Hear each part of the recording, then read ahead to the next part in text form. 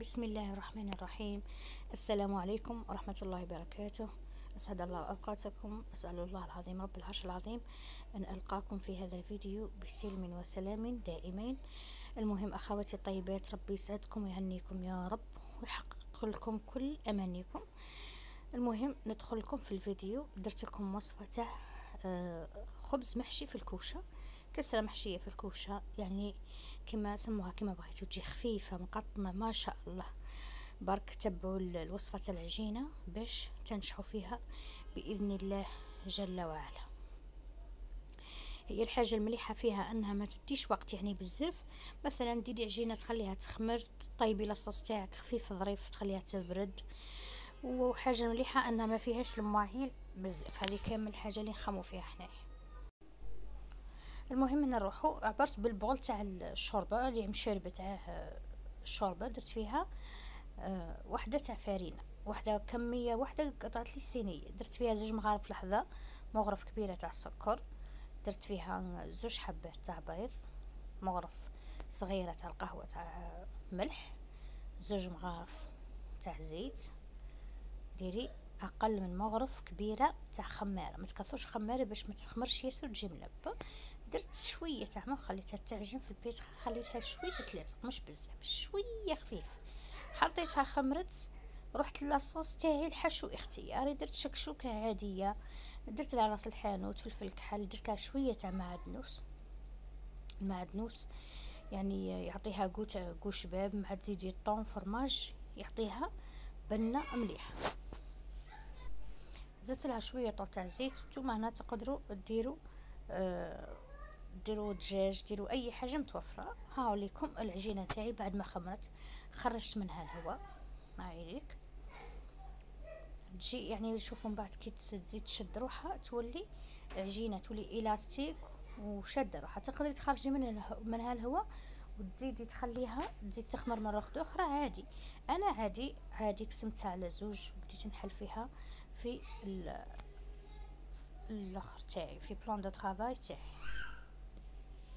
هذيك الخبزه قطعت لي صينيه كبيره، الصينيه اللي نديروها في الفور، نديروها في الفور راكم تعرفوا كامل الطول تاع الصينيه هذيك اللي تجينا في الفور، لان الفور تاعنا كامل كيف تقريبا، فور هذاك تاع التريسيتي ماشي فور تاع الغاز.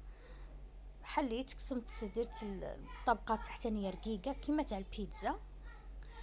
تعاودي ديري لاصوص تاعك عادي، ماذا بيك لاصوص ديريها ناشفه، ما ديريهاش ميه باش ما تخسرلكش العجينه وما تخليش واخا تكون تشمخها ما تجيش العجينه مليحه. عادي سويها وخلي شويه الجوانب فارغين، ما ديريش فيهم لاصوص باش من بعد كي ديري هذه العجينه الفوقانيه الحواشي تلصقيهم مع بعضها كامل، هذوك الجوانب تلاقيهم بعضهم باش ما يتحلولكش في الفور. لازم تلصقيهم بهذا الشكل كما راني انا ندير في الفيديو، باش من بعد كي ندخلوها في الفور ما تتحللناش، باش تجينا كامل مبلعه.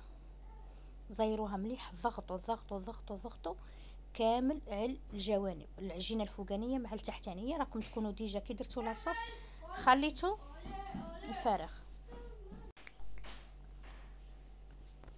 سووها من بعد كي نسووها عادي بالكوبات باش تجي مسويه الخبزه نتاعكم، ما تجيش هكا معوجه، جهه طالعه جهه هابطه.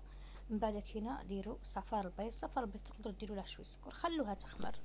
بعد ما تخمر مليح طيبوها عادي من التحت، كي تحمر زيدوا طيب حمروها من الفوق، ديروا الجاجلان سانوج لكم الاختيار. غطوها كي تخرجيها من الفور غطيها بقماش بالمنديل تاع الكسره تاعك باش تطرى، باش ما تقعدش تجيش يابسه كما قلت لكم، باش ما تجيكمش يابسه. عادي قطعوها عادي بطريقه اللي تفضلوها، يعني هذا الشيء ما يستدعيش شرح، بغيتكم هنا باش تشوفوا النتيجه. شوفوا يعني تجي طريه ما تجيش يابسه.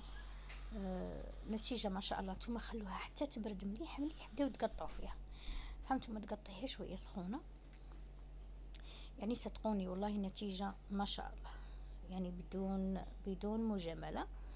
تجي طريه، تجي خفيفه، ما تجيش معمره بالبابا ياسر. هاي ليكم سوختو طبقه تحتانيه يعني درتها رقيقه كيما تاع البيتزا، ما تجيش يعني معمره ببريز. نتوما حتى تبغوا ديروا حتى تحتانية رفع من البيتزا باش تجيكم يعني شويه متساويه مثلا، ولا تجي ملبه كيما الفوقانيه، مش مشكل، ما تجيش معجنه، تجي طايبه مليح. انا راني ما على باليش الفيديو ما طلعش حقها في التصوير، تجي قطنيه يعني ما تجيش معجنه. المهم تهلاو في صحتكم، دمتم في رعايه الله وحفظه. السلام عليكم.